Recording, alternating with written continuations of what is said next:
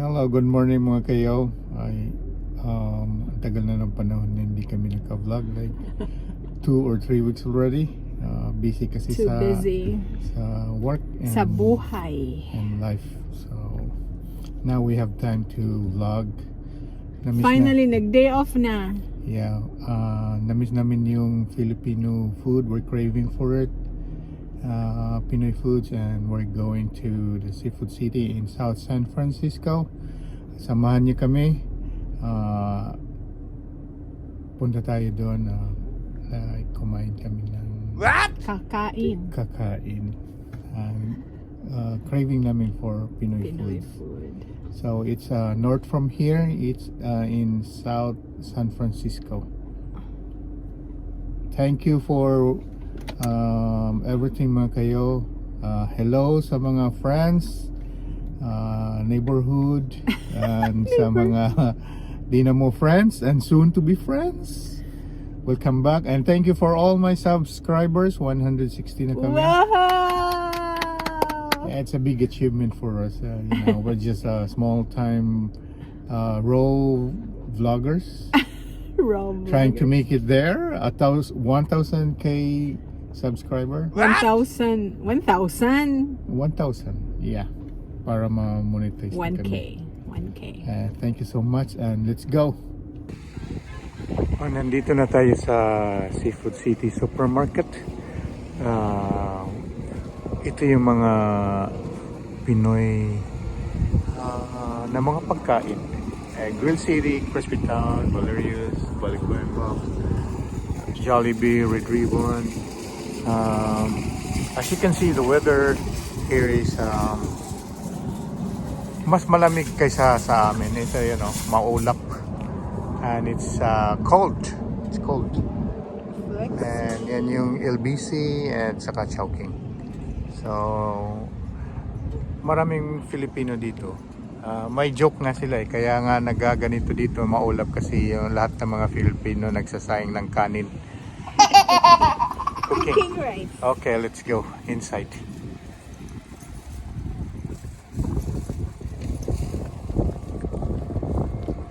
So, may kasabihan sila dito, yung Seafood City. Yeah, Seafood City celebrating the true Filipino goodness.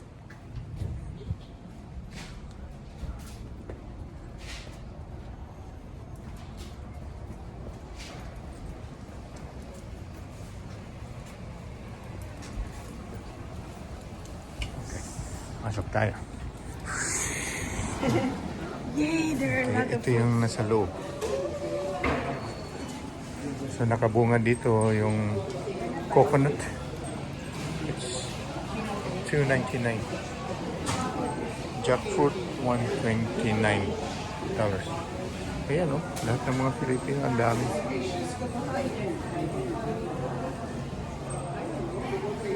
Pineapple is $5.99. $129. Ito yung mangga, $189.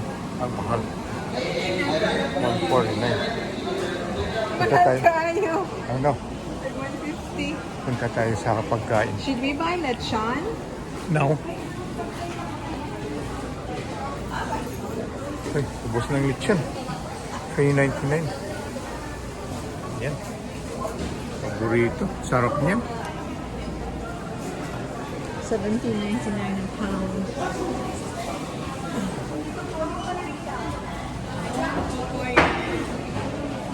I want okoy there. I'll buy my food, Okay. Yeah. Linya dia balikon ta. Yung food court nila. Taas mo. So, dito tayo bibili. Yan. Sa Grill City. Xiao. Pinoy street food. Pakita ko sa inyo. Ito yung namimiss namin ng mga pagkain.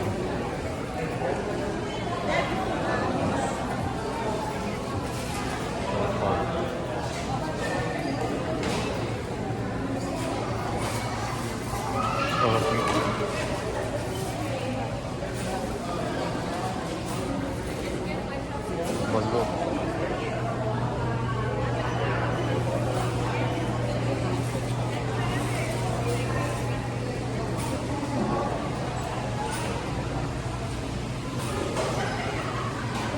Talagang parang nasa Pilipinas ka. Diyan yung Red Ribbon, Jollibee. So, nandito na lahat. Yung masarap din yung halo-halo dyan. Yan yung food court. Pinoy street food.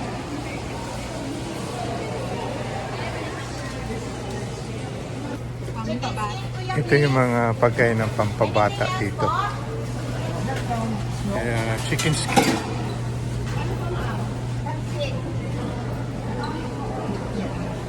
Bagnet. Kapalmuks. Wala naman dyan. What is Naubos na. kapal mo? Yung mukha ng baboy. Kapal mo? Charon bulaklak. Yan yung mga pambata. Crispy pata. Harap. Pero hindi na tayo pwede nito. Kasi Has. matanda na tayo. Iwas muna dyan. Lalo na itong chicken skin, bagnet.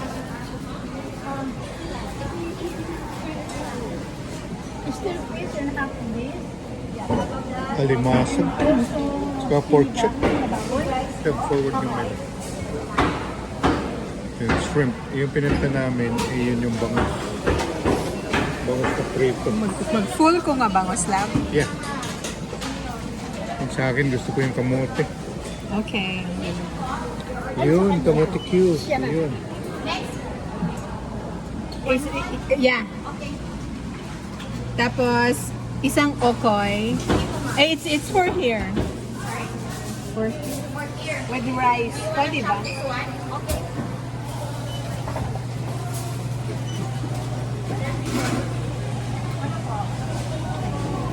Sarap niyan. Ayan. Ang sarap niyan. Isa lang. Dito ka mo pala itong rice. Just isa lang po. Siya yung lumpia, lalo. Okay.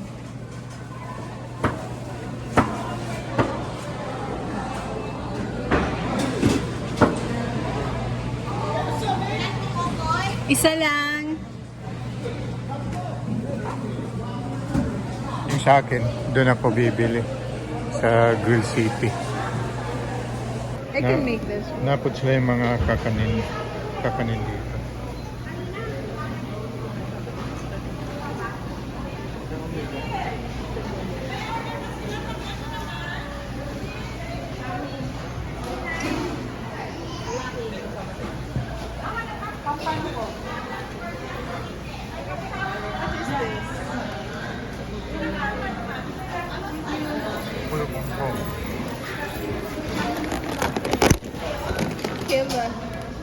Charon. Chiprox. Yeah, Chiprox. Daming Chiprox.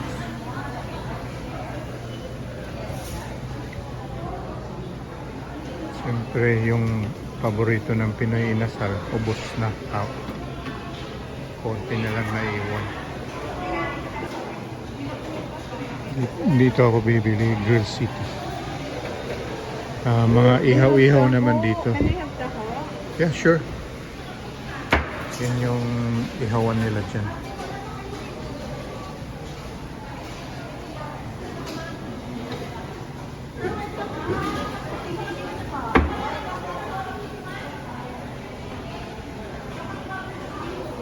Lechon, ang sarap. Barbecue, ang sarap.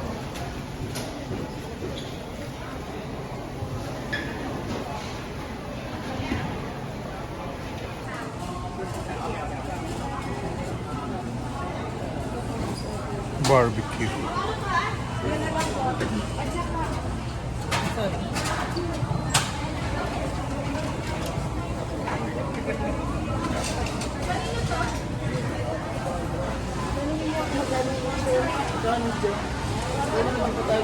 Pampano, please. Chicken. Yeah. Ano na 6 na. Yung apat na stick namin mama is $16. May monggo ba? Ha? Yeah, monggo, please. Kasi yung apat $16, siya na lang 1 Oh, okay, sige. Tahong? Ha? Tahong pero murag dry na. Overcook. Ito kare-kare. Ito na pinaka-side ko, dalawa na to eh. Ay, o sige, yun na lang.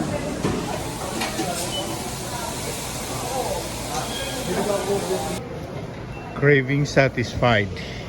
Na nag-crave kami ng Pinoy foods. Ito yung binili ko. Inihaw na pampano. That's kamote Q. My favorite munggo. Siyempre rice kasi Pinoy. Pinoy is life. Libreng sabaw. Siyempre Pinoy. Libreng sabaw din. Taho. Taho. Okoy Rice and is life. Okoy. Fried bangos na my wife craving and vegetable lumpia. So, wow, sarap. Hey, bossing. Pinoy street food is the best. We're happy. Kain muna kami. Siyempre, hindi mawawala yung pandesal. Sarap yun sa kape.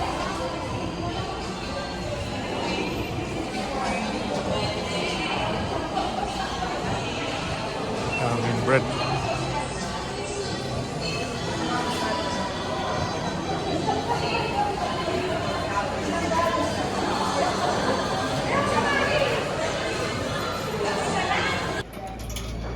After kumain, grocery naman. Kumuha kami ng jackfruit. Let's go grocery shopping.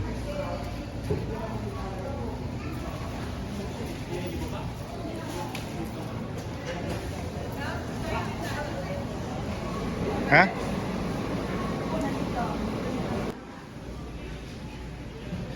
Chichirya.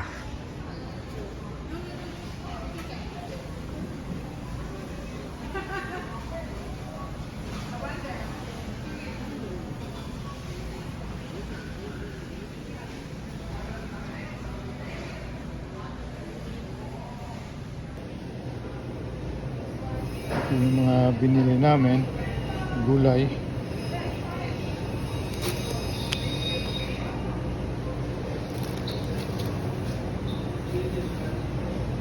Yeah.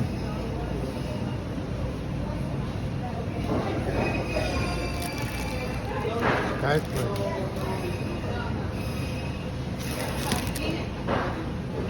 Bumili din kami ng isda. Alright. Yung galunggong at saka yung paborito pampano. So, we're going home. We're done. done. Yeah. Smug check. After me nag-lunch sa Seafood City, we do groceries. Groceries para sa pagkain week. namin for the 2 weeks or 1 week. It's very expensive, so I hope it's like a month. I know. And then we're going home now. After DI, we went to Smug Center for the Smug check vehicles. center. Smug checks vehicles for registration. For If my you have old older car or vehicle, you need to have a smug test before registration, and it has to pass the smug test check. Every 2 years. I think every 2 years for the old vehicles, and More then, than 6 years old. and then it passed. Now we can do registration on Monday. The result is transmitted Electronically after the smoke test, and then it passed. So we paid like, how much you paid, Lalo? 58. $58. So including the certificate. Yes. So including the certificate, which is $8 something. So the smug check is $49.75. The certificate is $8.25. $49.75 for the smog test and $8 for $8.25 $8.25 for the certificate, and total of 58 even. $58. And then for the registration, how much is it? 184. 180 185. 185 for the registration for a year. Kunyara ko mo register in Exulto, no? Yeah, and then so that's it for today. Yay! So we have time for each other. It looks like I need to work. The boss Yeah, called me. The boss called her. She has to work. Then thank you mga kayo, friends, not friends, soon to be friends, neighborhood, kapamilya, kapuso. Thank you for watching our video. Thank you for your support, and for all my subscribers, thank you so much for subscribing and watching our videos. For our silent viewers, thank you very much. I hope you have a good day, Because we're having a good day. Bye. Thank you all for watching this here video.